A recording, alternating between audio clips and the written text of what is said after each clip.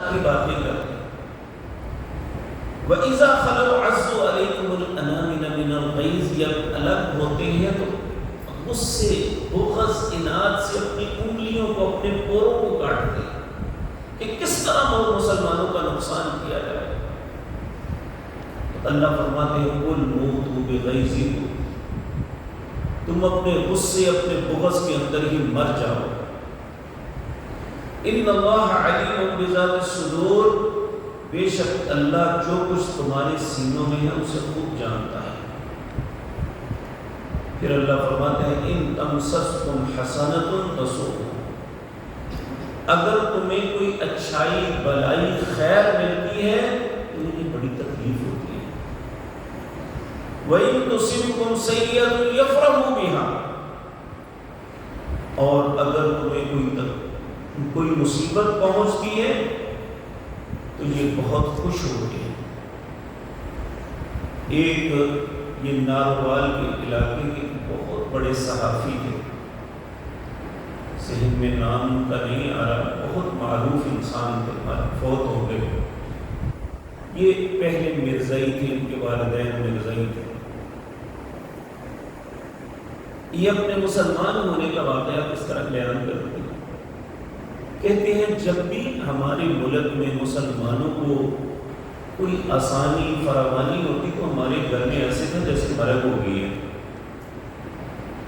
اور اگر ہمارے مسلمانوں کو کوئی تکلیف پہنچتی تو ہم بہت خوش ہوتے۔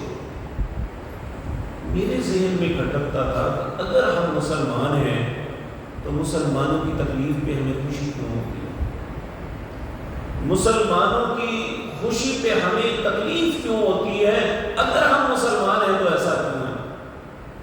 کہتے ہیں یہی بات میرے کنورٹ ہونے کی، میرے بدلنے کی سبب بنا کہ یقینی بات ہے کہ ہم مسلمان نہیں ہیں، اگر مسلمان ہیں تو مسلمانوں کی خوشی پہ ہمیں خوشی کیوں نہیں؟ اور آج بھی دو ایسے فرق ہیں جو بظاہر اپنے آپ کو مسلمان کہتے ہیں لیکن وہ مسلمانوں کی کسی خوشی پہ خوش نہیں ہوتے، اور مسلمانوں کی تکلیف پہ انہیں بہت خوشی محسوس ہوتی ہے۔ تو اللہ رب العزت فرما رہے ہیں حالانکہ یہ کمیونٹی اور یہ خباثت یہ یہود و نصارے کے متعلق بیان کی گئی، لیکن اللہ رب العزت فرماتے ہیں وَإِن تَصْبِرُوا وَتَتَّقُوا، اگر تم صبر کرو گے اور تقوی اختیار کرو گے، لَا يَضُرُّكُمْ كَيْدُهُمْ شَيْئًا، ان کی یہ تدبیریں تمہارا کچھ بھی نہیں بگاڑ سکے۔ لیکن جب خود ہی ان کے گھٹنوں میں سر دیں گے تو وہ تو تکلیف پہنچائیں گے، وہ تو ہمارا دین بھی بگاڑیں گے، ہمارے معاملات بھی بگاڑیں گے۔ ہم دنیا کے چند ٹکوں کے لیے ہم ایمان کو بھی، اہل ایمان کو بھی چھوڑ رہے ہیں، الیاذ باللہ۔ اللہ رب العزت فرماتے ہیں ان اللہ بما یعملون محیط، چاہے ہم ہیں یا وہ، جو بھی عمل کرتے ہیں اللہ اس کا احاطہ کر رہا ہے۔ احاطہ کا مطلب اسے گھیرا ہوا ہے، یعنی ہمارے اعمال ہیں یا ان کے اعمال ہیں، اللہ کی دسترس سے باہر نہیں، اور کوئی شخص اللہ سے آگے نہیں بڑھ سکتا، اور اس لیے ہمیں ان باتوں کو سمجھنا چاہیے۔ اللہ رب العزت ہمیں توفیق دے۔ حضرت ایک حذیفہ بن یمان رضی اللہ تعالیٰ عنہ جب وہ یمن کے گورنر تھے، حضرت عمر کو پتہ چلا کہ انہوں نے ایک عیسائی عورت سے شادی کی۔